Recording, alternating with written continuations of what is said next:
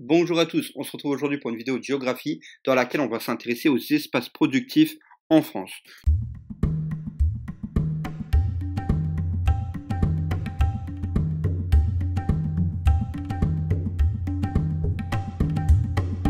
Donc dans un premier temps, vous allez me demander qu'est-ce qu'un espace productif? Un espace productif, c'est une zone géographique dédiée à la production de biens et de services. Cela inclut les zones industrielles, agricoles et les espaces de services. Vous l'avez compris, il y a trois types d'espaces productifs: espace agricole, espace industriel, espace de services.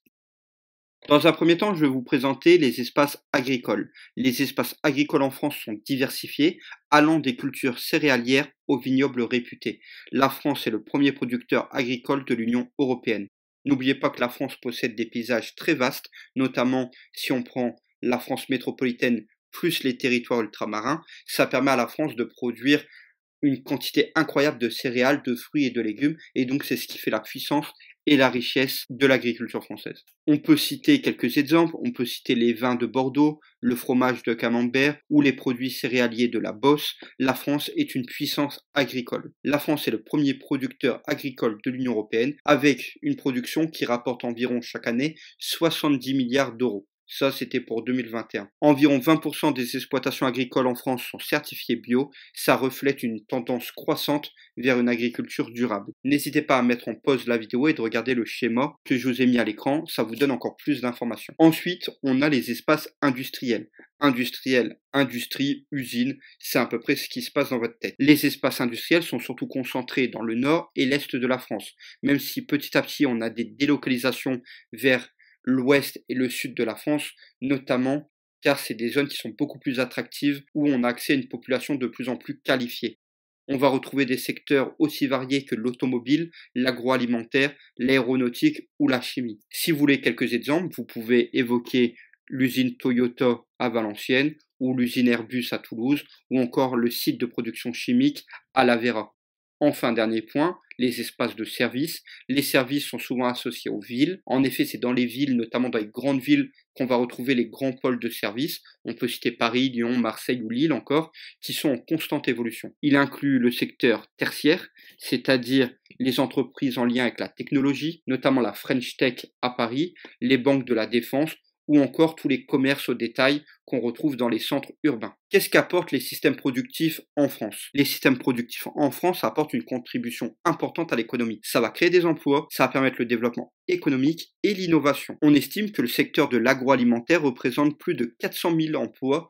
Ça, c'est un exemple pour les emplois. On peut citer aussi l'industrie aéronautique qui est à la pointe de la technologie et en gros, certaines découvertes pour l'aéronautique seront plus tard utilisées dans notre vie à nous de tous les jours. Donc c'est un plus pour la France et pour les Français. En 2022, le PIB de la France s'élève à environ 2,782 milliards d'euros. 13% du PIB vient de l'industrie, 78% du PIB des services et 2% de l'agriculture. Donc on a une large domination des services. Je vous invite encore une fois à regarder le graphique plus détaillé présent à l'écran qui va vous donner vraiment les secteurs qui rapportent le plus d'argent à la France. Je l'ai déjà évoqué, mais les espaces productifs créent beaucoup d'emplois. En effet, on estime qu'en France, 80% des emplois viennent du secteur des services.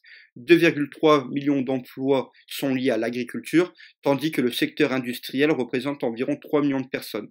Donc la grande majorité des Français, dont moi, travaillent dans les services. Malheureusement, malgré la richesse et la puissance des espaces productifs français, en 2022, la France a enregistré un déficit commercial de moins 85 milliards d'euros, c'est-à-dire qu'on achète plus que ce qu'on vend. Si je résume de façon un peu simpliste, les exportations dans des secteurs comme l'aéronautique et l'agroalimentaire contribuent positivement à la balance commerciale, c'est-à-dire qu'on vend beaucoup d'avions, par exemple. Cependant, encore aujourd'hui, on dépense plus à l'étranger que ce qu'on gagne. Parce qu'il y a beaucoup de choses qu'on consomme qui viennent d'autres pays, notamment on dépend beaucoup des usines asiatiques pour nos vêtements, pour nos téléphones, etc.